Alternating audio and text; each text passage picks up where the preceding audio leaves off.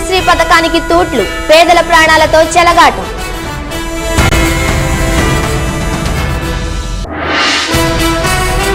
TRS లో Medak seat చిచ్చు, మొండి పట్టు పట్టిన రాములమ్మ.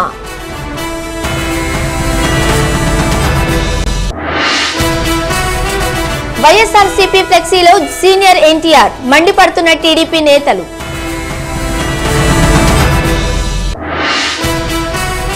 అర్జెంటీనాలో వరదల బీభత్సం, 70 మందికి పైగా మృతి.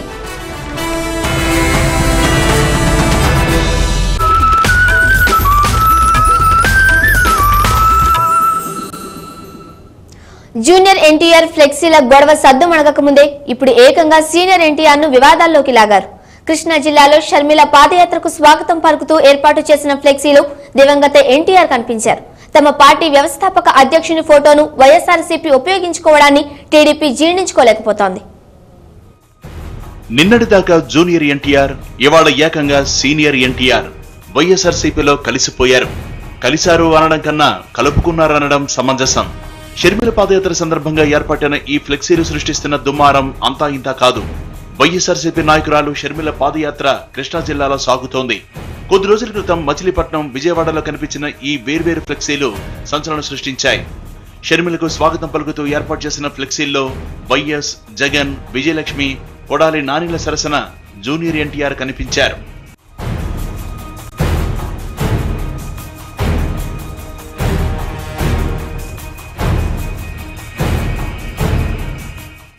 వైఎస్ఆర్సీపీ ఫ్లెక్సీల్లో జూనియర్ ఎన్టీఆర్ కనిపించడం సంచలనం సృష్టించింది. అంతకు కొద్ది రోజుల క్రితం విజయవాడ వచ్చిన జూనియర్ ఎన్టీఆర్ కు స్వాగతం పలకొద్దని బాలకృష్ణ ఆదేశించినట్లు వచ్చిన వార్తలు కలకలం రేపాయి. అదే సమయంలో జూనియర్ ఫోటో వైఎస్ఆర్సీపీ ఫ్లెక్సీలో కనిపించడం వివాదంగా మారింది. జగన్, ఎన్టీఆర్లపై అభిమానంతోనే ఆ ఫ్లెక్సీలు పెట్టానని జూనియర్ ఎన్టీఆర్ అభిమాని చిటికని సతీష్ సర్ది చెప్పడంతో ఈ వివాదానికి ఫుల్ స్టాప్ పడింది. టీడీపీ కార్యకర్తలు, జూనియర్ ఎన్టీఆర్ అభిమానులు ఆ ఫ్లెక్సీలను తొలగించారు. జూనియర్ ఎన్టీఆర్ ఫ్లెక్సీలు రేపిన దుమారం ఇంకా సద్దుమణగక ముందే ఇప్పుడు మరో వివాదం వచ్చి పడింది. పెడన మండలం నడుపూర్లో షర్మిలకు స్వాగతం పలుకుతూ ఏర్పాటు చేసిన ఫ్లెక్సీలో ఏకంగా వైఎస్ రాజశేఖర రెడ్డితో పాటు టీడీపీ వ్యవస్థాపక అధ్యక్షుడు నందమూరి తారక రామారావు దర్శనమిచ్చారు. టీడీపీ నుంచి వైఎస్ఆర్సీపీలో చేరిన ఉప్పాల రాంప్రసాద్ మద్దతుదారులు ఈ ఫ్లెక్సీ పెట్టారు. తామెంతో ఆరాధించే దివంగత నాయకుని ఫోటోను అవమానించడం తగదని టీడీపీ నాయకులు హెచ్చరిస్తున్నారు. ఇలాంటి దిగజాడు రాజకీయాలు మానుకోవాలని వారు హితవు పలికారు. ఒక సినిమాకి చెందినటువంటి జూనియర్ ఎన్టీఆర్ ఫ్యాన్స్ కింద మరి రాజశేఖర రెడ్డి గారి బొమ్మలతో పాటు పెట్టడం చాలా దురదృష్టకరం. ఇప్పుడు చూస్తే రామారావు గారి బొమ్మని పెడల్లో ఉప్పల రాంప్రసాద్ గారు రాజశేఖర రెడ్డి బొమ్మ పక్కన పెట్టడం ఇంతకంటే నీచమైనది ఉండదు.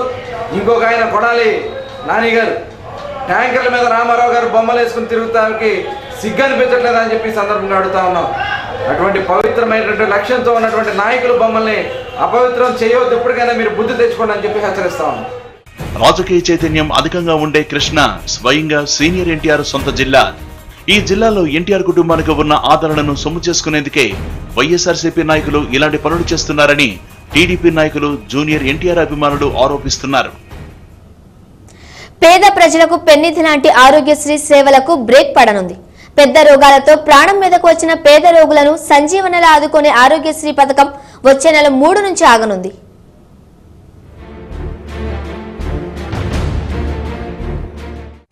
రాష్ట్రంలోని ప్రైవేట్ ఆసుపత్రులు వార్నింగ్ సైరన్ మోగించాయి. ఆరోగ్యశ్రీ కింద చెల్లించే ట్రీట్మెంట్ సొమ్మును 30% పెంచాలని డిమాండ్ చేస్తున్నాయి.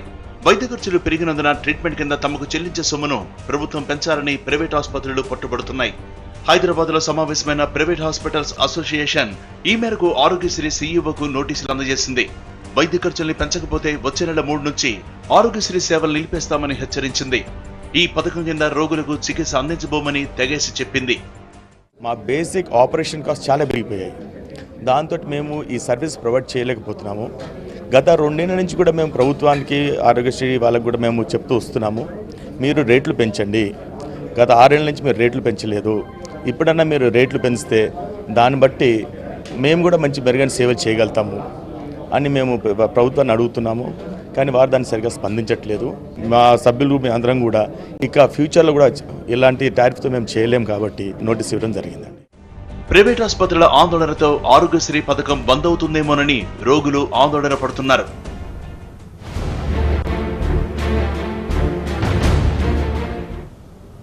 కాంగ్రెస్ అధికార ప్రతినిధి రేణుకా చౌదరి వ్యాఖ్యలపై తెలంగాణలో నిరసనలు వ్యక్తమవుతున్నాయి. తెలంగాణ అమరవీరుల కుటుంబ సభ్యులు రేణుకా చౌదరి ఇంటిపై చెప్పులు విసిరి నిరసన తెలిపారు. టీజేఏసీ హైదరాబాద్ గన్ పార్క్ దగ్గర ధర్నా నిర్వహించింది. ఆమెపై హైకమాండ్ కు ఫిర్యాదు చేస్తామన్నారు టీ కాంగ్రెస్ ఎంపీలు.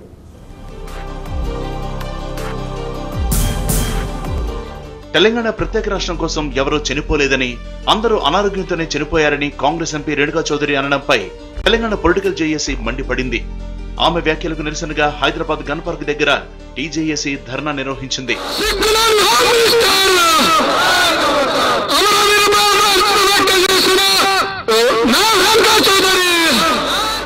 రేణుకా తన వ్యాఖ్యలతో తెలంగాణ అమరవీరుల్ని, మొత్తం తెలంగాణ ప్రజల్ని కించపరిచారని ఆగ్రహం వ్యక్తం చేశారు టీజేఏసీ చైర్మన్ కోదండరాం. ఇవాళ రేణుకా చౌదరి గారు ఇట్లా ఎందుకు మాట్లాడినారు, వాస్తవాలు తెలియకనా? నేను అనుకోవటం లేదు, వారికి అన్ని విషయాలు తెలుసు. కానీ ఇట్లా ఎందుకు మాట్లాడినంటే దానికి మొట్టమొదటి కారణం ఒక ఆంధ్ర పెత్తందారులకు ఉండేటువంటి అహంభావం అనేది ఇవాళ వారి స్వరంలో మేము చూస్తున్నాం. మామూలుగా ఊళ్ళల్లో ఫ్యూడల్ ప్రభువులు కదా, కింద ఉండేటువంటి సాధారణ ప్రజానీకం తన హక్కుల కోసం తలెత్తినప్పుడు ఏ తృణీకార ధోరణితో మాట్లాడతారో రేణుకా చౌదరి గారు అదే అహంభావాన్ని, అదే పెత్తందారి ధోరణిని, అదే రకమైన ఒక ఫ్యూడల్ స్వభావాన్ని నిన్న వ్యక్తీకరించిందని మేము భావిస్తున్నాం. రేణుకా చౌదరి వ్యాఖ్యలపై అమరవీరుల కుటుంబాలు భొగ్గుమన్నాయి. హైదరాబాద్ లోని ఆమె ఇంటిని అమరవీరుల కుటుంబ సభ్యులు ముట్టడించారు. ఇంటిపై చెప్పులు విసిరే నిరసన తెలిపారు. వెంటనే రేణుకా చౌదరి క్షమాపణ చెప్పాలని డిమాండ్ చేశారు. పోలీసులు అమరవీరుల కుటుంబ సభ్యులను అదుపులోకి తీసుకుని బంజారాహిల్స్ పోలీస్ స్టేషన్ కు తరలించారు. అమరవీరుల కుటుంబ సభ్యులు బంజారాహిల్స్ పోలీస్ స్టేషన్ లో ధర్నాకు దిగారు. వారికి సంఘీభావంగా టీజేఏసీ చైర్మన్ కోదండరాం, తెలంగాణ ఉద్యోగ సంఘాల నేతలు శ్రీనివాస్ గౌడ్, విఠల్ కూడా ధర్నాలో పాల్గొన్నారు. West zone DCP Sudheer Babu station కు రావడంతో రేణుకపై కేసు నమోదు చేసి చర్యలు తీసుకోవాలని ఫిర్యాదు చేశారు టీజేఏసీ నేతలు. అమరుల కుటుంబాలను తీవ్రమైన మనస్తాపానికి గురి చేసినాయి. చాలా ఒక అభ్యంతరకరమైన, అమానుషమైనటువంటి, ఏహ్యమైన రీతిలో వారు వ్యాఖ్యానించారు.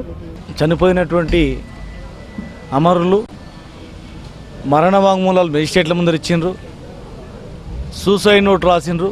వాళ్ళు చనిపోయిన తర్వాత కూడా మెడికల్ రిపోర్ట్లలో కూడా క్లియర్గా ఆ రిపోర్ట్లు కూడా ఉన్నాయి. ఈ వాస్తవాలన్నీ తెలిసి కూడా కావాలని అవమానపరిచే విధంగా అహంకారంతో ఆమె మాట్లాడింది. ప్రతి ఒక్కరు కూడా దీన్ని ఖండించాల్సిన అవసరం ఉంది. రేణుకా వ్యాఖ్యలపై టీ కాంగ్రెస్ ఎంపీలు కూడా మండిపడుతున్నారు. మరణించిన వారిని కించపరిచేలా మాట్లాడటం మానవత్వం కాదన్నారు ఎంపీ పొన్నం ప్రభాకర్. రేణుకా చౌదరిలో ఏ మాత్రమైనా మానవత్వం ఉంటే వెంటనే తన వ్యాఖ్యల్ని వెనక్కి తీసుకోవాలన్నారు. ఆమెపై అధిష్టానానికి ఫిర్యాదు చేస్తానని చెప్పారు. చనిపోయిన వాళ్ళందరినీ అవమానపరిచే విధంగా, వాళ్ళ త్యాగాలను పూర్తిగా అవహేళన చేసే విధంగా, ఆ కుటుంబాలు పడుతున్నటువంటి బాధనకు ఒక ఆక్రోశం కలిగించే విధంగా రేణుకా చౌదరి గారి వ్యాఖ్యలు ఉన్నాయి. ఇది మహిళగా నీకున్నటువంటి గౌరవానికి, నీలో మానవీయ భావాలు లేవు అనడానికి ఇది ప్రత్యక్ష నిదర్శనంగా ఈ యొక్క వ్యాఖ్యలు చూస్తూ ఉన్నాం. వెంటనే ఏమో మాత్రం మీలో మానవీయ విలువలు ఉన్నా వెంటనే అందుకు సంబంధించినటువంటి వ్యాఖ్యలను ఉపసంహరించుకున్నట్టుగా ప్రకటన చేయమని చెప్పి సందర్భంగా డిమాండ్ చేస్తున్నాం. మొత్తం మీద రేణుకా వ్యాఖ్యలు తెలంగాణలో మంటలు పుట్టిస్తున్నాయి. ఆమె తన వ్యాఖ్యలను ఉపసంహరించుకోకపోతే నిరసనలు ఉధృతం చేయడానికి తెలంగాణ సంఘాలు సిద్ధమవుతున్నాయి.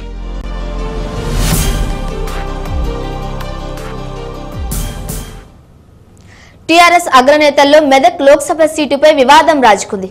మెదక్ సీటు కావాలని కేసీఆర్ కోరుతుంటే ఆ ఛాన్సే లేదని విజయశాంతి తెగేసి చెబుతున్నారు.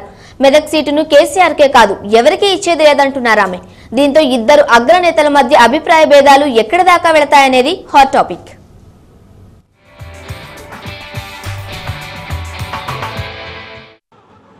మెదక్ లోక్సభ సీటు టీఆర్ఎస్ లో అందరికీ ఇష్టమైన స్థానం. ఇది ఈజీగా గెలవాలనుకునే వారికి ఫస్ట్ చాయిస్ ఇది. అందుకే మెదక్ లోక్సభ సెగ్మెంట్ పై ఆ పార్టీలో అంత కాంపిటీషన్.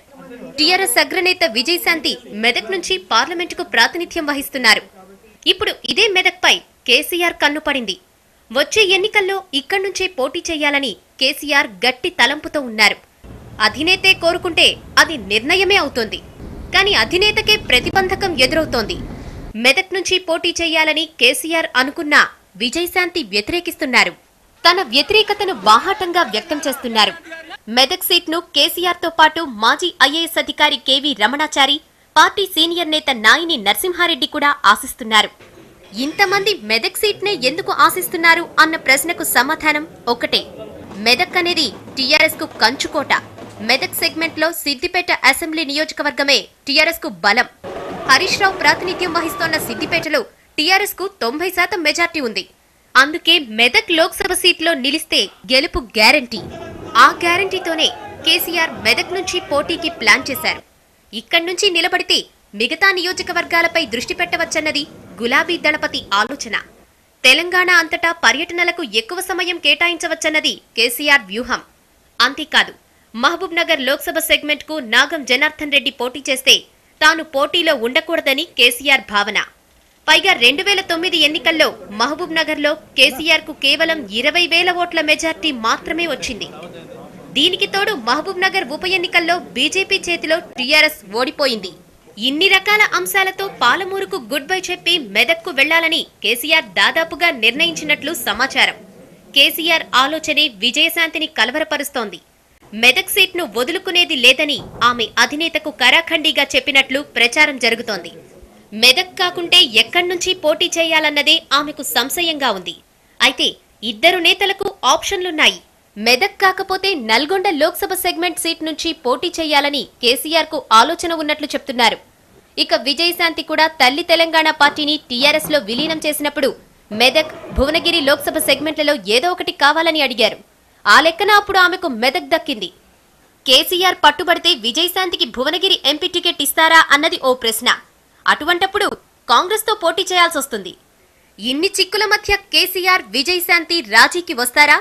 ఎంపీ సీట్ విషయంలో ఏకాభిప్రాయం సాధ్యమవుతుందా అనేది గులాబీ ముళ్ళు లాంటి ప్రశ్న.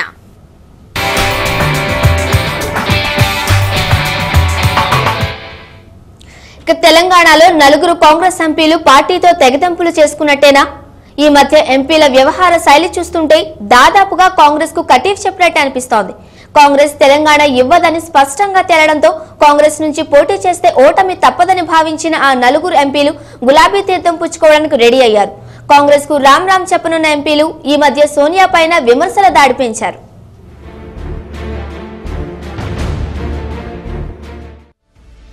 Warangal MP Rajaiah, Peddapalli MP Vivek, Nagar Kurnool MP Manda Jagannatham, Nalgonda MP Gutha Sukender Reddy TRS తీర్థం పుచ్చుకోవడం దాదాపుగా ఖరారైంది. వారం 10 రోజుల క్రితం టీఆర్ఎస్ సమావేశంలో కేసీఆర్ కూడా 4-5 ఎంపీలు పార్టీలో చేరేందుకు సిద్ధంగా ఉన్నారంటూ హింట్ కూడా ఇచ్చారు. ఆ తర్వాత పార్టీ ముఖ్య నేతలతో జరిగిన అంతరంగిక చర్చల్లో కూడా కేసీఆర్ ఈ విషయాన్ని స్పష్టం చేశారు. ఆ 4 ఎంపీలు కూడా ప్రస్తుతానికి ఏ దారి లేకపోవడంతో గులాబీ కండువానే కప్పుకోవాలని నిర్ణయించినట్టు సమాచారం.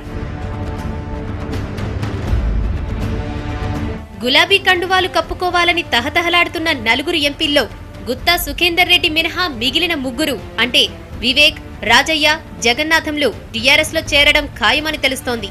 కాంగ్రెస్ తెలంగాణ ఇచ్చే అవకాశాలు లేదని తేలిపోవడంతో వరంగల్, కరీంనగర్, మహబూబ్ నగర్, నల్గొండ జిల్లాల్లో కాంగ్రెస్ అభ్యర్థులుగా గెలిచే అవకాశాలపై సిట్టింగ్ ఎంపీలు నీళ్లొదులుకున్నారు. తమ సీట్ల విషయంపై కాంగ్రెస్ తో కటీఫ్ చెప్పిన వెనువెంటనే టీఆర్ఎస్ లో చేరేందుకు కేసీఆర్ తో కూడా టచ్ లోనే ఉంటున్నారు. ఈ పరిస్థితుల్లో ఒకప్పుడు సోనియా గాంధీని ఆకాశానికెత్తిన ఎంపీలు ఇప్పుడు పార్టీ అధ్యక్షురాలిపైనే విమర్శల దాడి తీవ్రతరం చేశారు.